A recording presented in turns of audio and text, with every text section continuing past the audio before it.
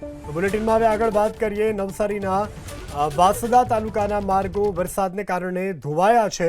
ખાતા આંબા ગામથી આંબાપાડા ફળિયા સુધીનો રસ્તો ધોવાયો છે।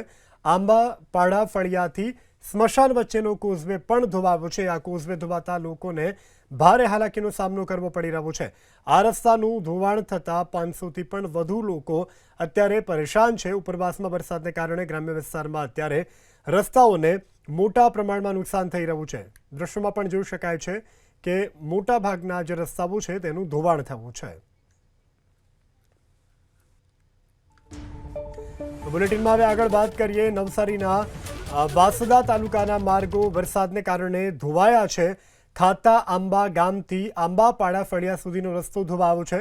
આંબાપાડા ફળિયાથી સ્મશાન વચ્ચેનો કોઝવે પણ ધોવાયો છે। આ કોઝવે ધોવાતા લોકોને ભારે હાલાકીનો સામનો કરવો પડી રહ્યો છે।